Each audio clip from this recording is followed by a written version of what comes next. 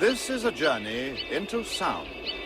A journey which along the way will bring to you new color, new dimension, new values, and a new experience. Welcome to the Ghee Spot Podcast.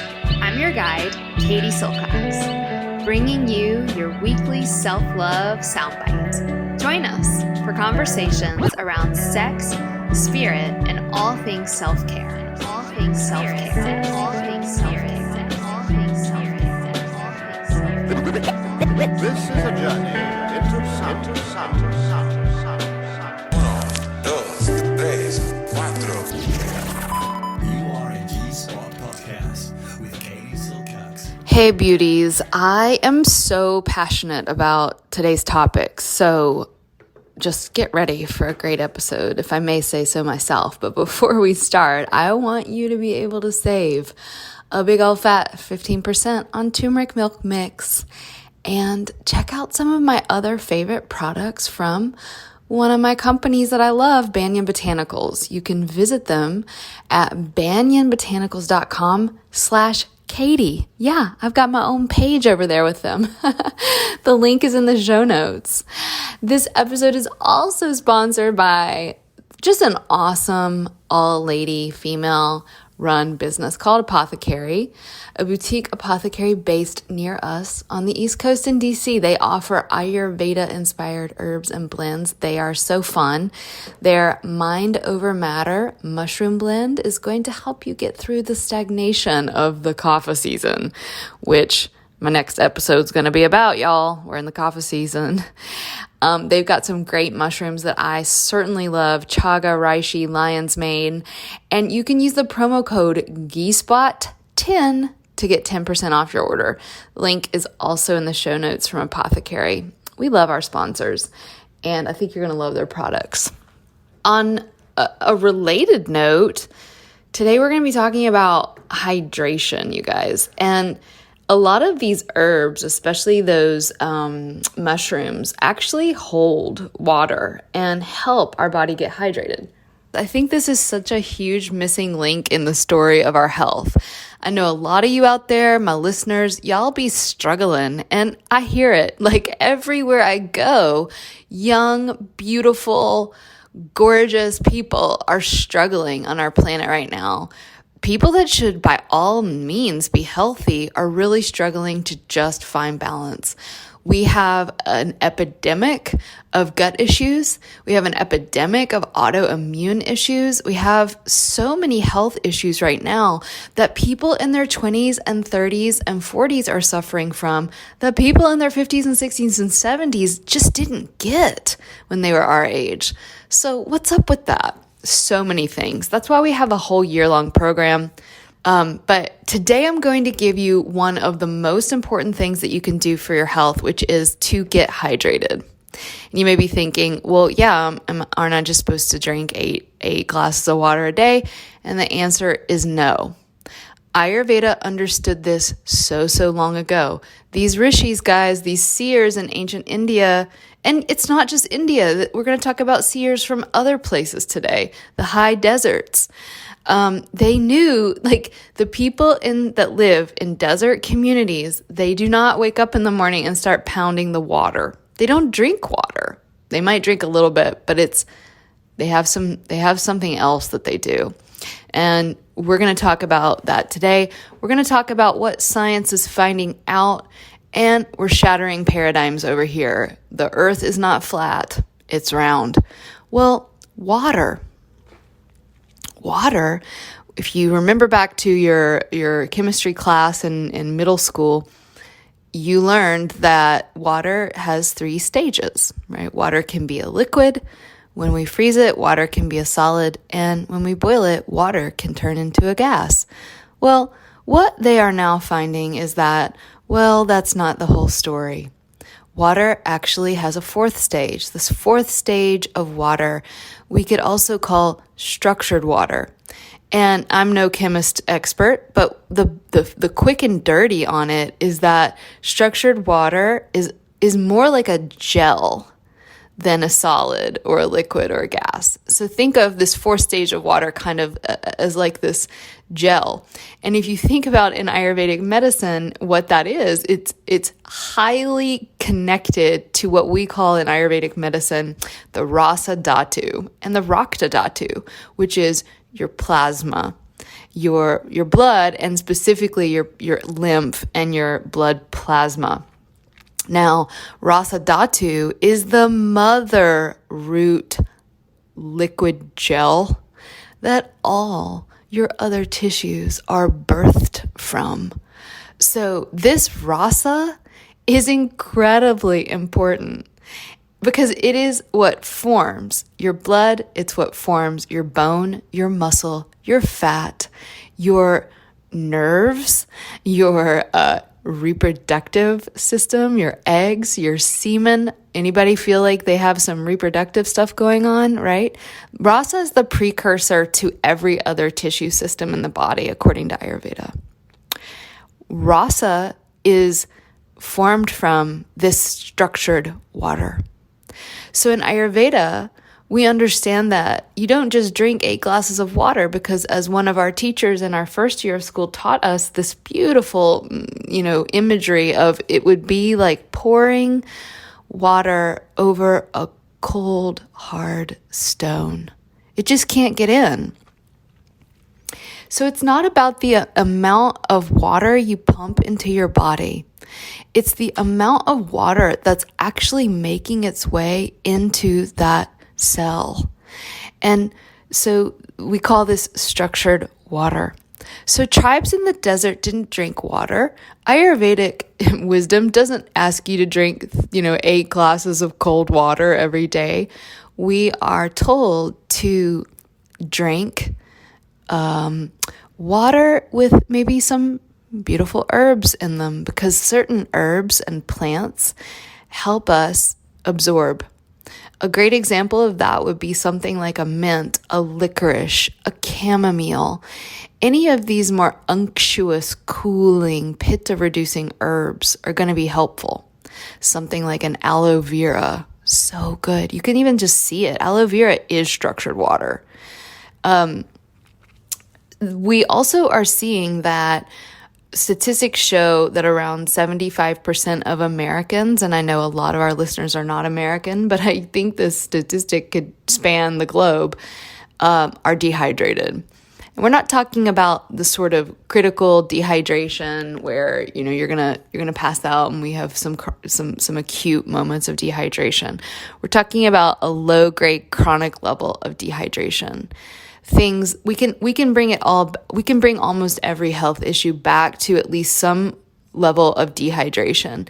Headaches, brain fog, fatigue, amenorrhea, period issues, so many things, dry skin, dry vagina, anxiety, you guys, stress, irritation. So much goes back to this intracellular matrix not being plump and juicy. And we now know we can't just pour water on it. Water will help, but we have to structure the water. So I'm going to talk about how you can get some good water structure going on. Before I go into that, another important part of this structured water, this gel-like, gelatinous rasa, is that this is also, water is actually the way in which our cells communicate. So if you think about your internet, you have just a series of zeros and ones, and think about the incredible intelligence of our computer networks. And they're functioning on basically 2 points of data, 0 and 1, and just unique combinations of that. Well, water has the ability to communicate through 5 different points. So the capacity of structured water as cellular communication is 5 times that intelligence of the internet, just to give you a small way of thinking about how incredibly intelligent this water is. Your body is mostly water. the beautiful work, I can't remember the guy's name, but I'm sure many of you know of it, where he could also see the way that crystalline formations of water was deeply affected by our emotional body. And so our emotions are another way in which we can structure the water or destructure it. What are some of the practical things we can do? First, guys, one of the things I'm really passionate about in my own life is just the quality of our water. To really take stock of how many contaminants are in your water. If you're out there and you're drinking tap water, I know that everybody can't afford to get this expensive water, spring water. I wish we all could, but many of us need to drink the tap water.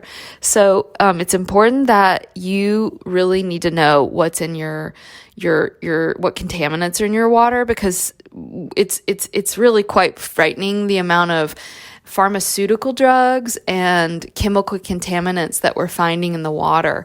I definitely don't want the city of Charlottesville, and I think we actually, comparatively where I live, our water's pretty great, but I don't want, me to be drinking pharmaceutical drugs that I do not have control over. And also the EPA standards for tap water are incredibly low. So we're going to provide a link for you guys where you can get to know what's in your local tap water. Then you want to filter them out. And so I'm a big fan of reverse osmosis filtration. And I'm going to give you guys a link to a blog that we put up recently that was really, really great about just my favorite filters. So definitely get a decent filter. You can do some research on that. Check that out. You also, once you've filtered your water, you want to make sure that you re-mineralize it. And so I've been using this. My best buddy, Mayor Hogan, got me into this literally I don't even know, 5, 6, 7 years ago. And I cannot imagine not using trace minerals in my water anymore. And trace minerals is my favorite one. I call it like my desert island supplement. Like if I were on a desert island, I probably wouldn't need it, but I would take trace minerals with me. It's just a really wonderful, high quality, mineral that they get from, I'm pretty sure they get it from a lake, if not the ocean.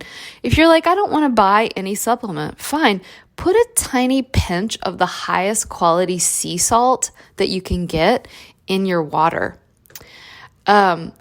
Also, you want to, especially if you're not 20 years old, you want to kind of stack your water on the front end of the day. Number one reason is that your body dehydrates as you sleep. And so if you get up and you drink a cup of tea or coffee like I do, you're going to really want to make sure that you get about a liter of water in the morning. Another reason we want to stack the water in the morning is that prevents us from having to pee all night long, which I recently learned, as you age, you produce less of a certain hormone that blocks us from going to the bathroom. So that's why as we age, you may have noticed you get up in the middle of the night to pee, and that's okay. But as you balance out your hormones more, that actually will happen less. But you want to stack the water at the front end of the day. So what else, you guys? Really want to make sure that you're eating your water. What does that mean? It means food is the number one way, ironically, eating is the number one way that you're drinking. So you want to make sure that you're eating your water by eating lots of the foods that help water, that is already structured water, and B, can help your body become a conduit for structuring the water once it's inside of you. So there's two ways to get structured water. Number one is that you take in things that are structured water, or you structure your water, which you're learning about right now. Another way is that you structure the water that's already inside your body. You are already water. So how can I convert the water inside of me into structured water? Well, number one, I can try to love myself and love others. That's just the basics, sister and brother. Structuring through love, really good idea. Another way that we structure water is through vitamin D sunlight. Or infrared light. And so I have one that I sit in front of in the winter that's a infrared light. But you can also make sure you're getting outside in the sunshine when the vitamin D is most readily bioavailable. That's challenging. We're right now in the kapha season in our part of the world. And so, we got to do it with a light, or just go outside in the middle of the day in the winter and make sure and even that's tricky because there's just not a lot of vitamin D coming from the sun, and that's on the increase right now. So another way of structuring your water inside the body is to make sure you're eating lots of oils, high quality fats, and unctuous, watery fruits and vegetables. So things like avocado, celery. I think this is why that celery craze that happened. And if you don't know about it, if you just Google celery craze, celery juice craze, and people were legitimately feeling better by drinking, a huge thing of celery water in the morning. Well, there's a reason why, and that is these juices, fresh pressed juices, are structured water. I do think that you need to make sure that you're eating the plant and not just juicing it, but for the insoluble fibers that are very important for gut health and the microbiome. But the reason why everyone's feeling better juicing is because the water is structured. The plant has the ability to structure the water, and so it's more of a gel than pure liquid. So eat so much fresh fruits and vegetables. We're getting into the kapha season, and this is the time where we get to eat more of the sprouts and the greens, and so let that start to come in.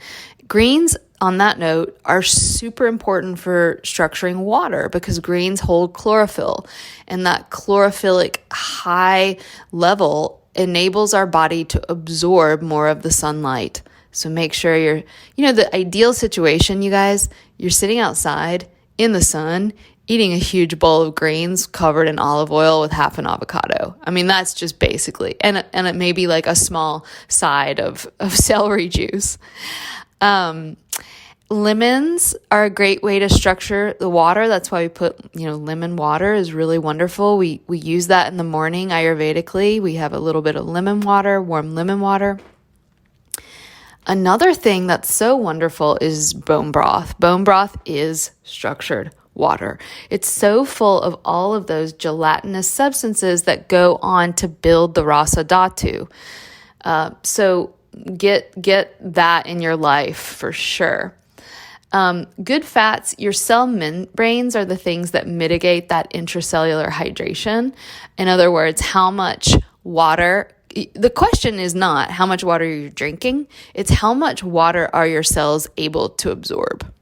And so that membrane is made of fat. And so eating a healthy fat, I'm a big fan of avocados, olive oil, the tribes that would run in Mexico. There were these tribes that we're going to talk more about this in another episode, but they were able to just run for 40 miles without breaking a sweat or breathing out of their mouth. They would hydrate with chia seeds soaked and kind of fermented, not just eating them, but soaking them. So anything that is that good source of omega-3s and 6s to keep those cell membranes capacious, right? Able to suck that in is important. Moving, you guys know we're a big fan of movement, our whole system of body yantra, these movements based on our connection to our muscles and bones. Our fascia acts like a a movement system for the rasa dhatu. So when you move, you're actually activating something called your valve system, which draws hydration all the way through all the tissues of the cells through an activation like a pump. It's quite literally, so you can put water in, but the body also has the capacity to pump water through. Any movement will do, but definitely yoga, feminine form movements like the ones we do over here, just straight up walking, right, is going to get that valve system pumping. We have a really great blog on this. So if you're like, I want more, this is blowing my mind, I really believe in this power of rehydration for helping start to shift some of these chronic issues that so many of us have struggled with. It's not all of the story, but it's one important piece. Remember, as my early mentor, Dr. Claudia, would say, when things get complicated, the remedies need to be simple. Light and water. Light and water. I hope you guys will check out the link to a bigger blog that we wrote on the importance of water here in the show notes. And I look so forward to seeing you guys online in Ayurveda school or in the Lineage of Love. And we also have a live event coming up. I'm doing one live event. So far, I only have one this year. So you got to get your booty over here to beautiful Charlottesville. It's an incredible town that all Americans should visit. So much history, so much beauty, so much spiritual energy. This place is a vortex. It's literally sitting on a bed of crystals, which is one of the reasons why it attracts so many philosophers, intellectuals, and healers to this area. So come to Charlottesville. We have an event coming up called Bhakti. Without a doubt, this is the event where I put my whole heart and soul into it. If again, Desert Island, if I could only teach one thing on this world, it would be love. And this training is the training of love and devotion. It's going to be an all-out celebration. We are going to be moving. We're going to be dancing. We are going to be meditating. We're going to be singing. There are so many incredible guests, musicians and dancers and support teachers that are going to be a part of this. I am so excited, and we're already filling up fast. So if you want to know what's going on with this Shakti school, can I come be a part of it live and meet all the amazing women and men that make this school really special? We've got some spots left. We'd love to have you. Link as well in the show notes. All right, beauties, I hope that you are staying warm and wet and juicy. Thanks for listening to The Key Spot.